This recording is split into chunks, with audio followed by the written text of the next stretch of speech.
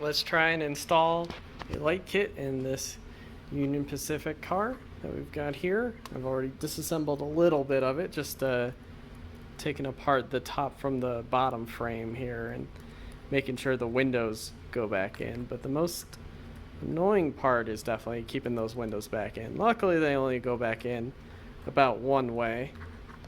So here, these guys, you might need to mess with these little metal bits. Sometimes you need to mess with those copper bits. Unfortunately, unlike most of the Japanese rolling stock, these do not just snap in, so you might have to see how this one, it's got the copper strip sticking out a little bit where my thumb is. You need to sometimes jones it back in there, make sure it's making good contact. I don't quite like how it's sliding off, so I might need to scooch this over a bit. But you see, now is a good time to test it, and I already have my power pack, everything, and yeah, see, it's not making good contact. So let's fix that. So this guy might want to ease him in that way. I always like to slide these guys in like this. And that forces the most metal contact. Yeah, we got good contact over there, but not as good over here now. So it's just sometimes using an X-Acto blade to just really sneak in there and get that metal on metal. So let's try it again. Doing this, holding my phone. All right, yeah, we got good light.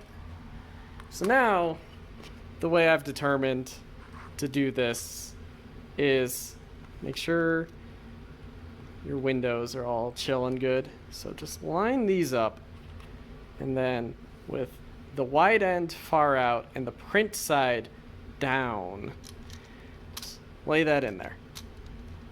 There are some nubs that I feel like it should be catching, but it's really not. But then, so I'm just kind of lining up, putting this end flush, and making sure that there's enough room for the LED to clear the diffusion plastic, because if it doesn't, it won't close. And then I've decided the best way to do this is to flip it upside down and ease it in. We got a good snap.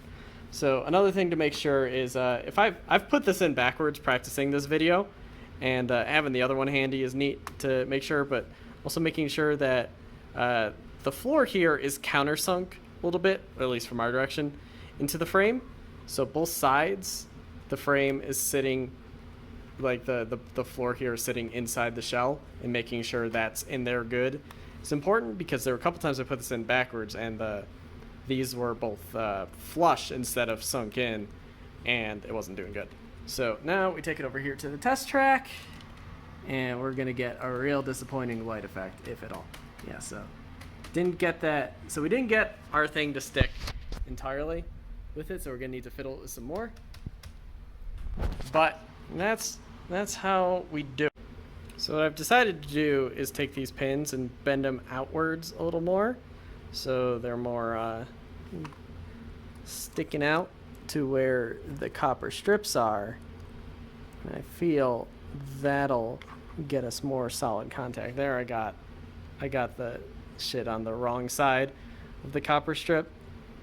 And this side's good though. That all makes contact. I would never leave it like there, but I feel pressed for time on this video. I don't want to be redoing this over and over again. And my lights have come out once, or my windows rather have come out again. Set that in there, line it up. Really not sitting in there great. It looks like there's little, like on the windows here, there's little nubs sticking out to hold this guy.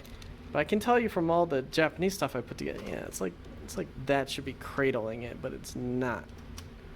So now we gotta get this in here. And there's not a lot of clearance in there for that LED.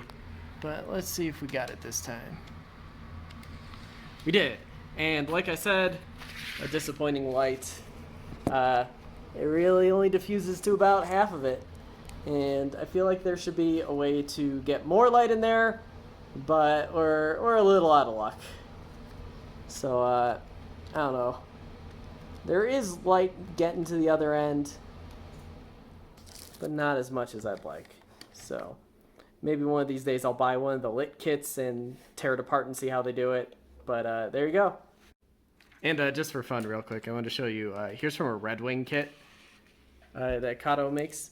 And this guy goes real smooth. I think he's got a light filter in there to give it that different hue to it as well. But also, the car is much smaller, so that makes diffusing to that a lot easier for this. But yeah, here's what a good lit kit looks like.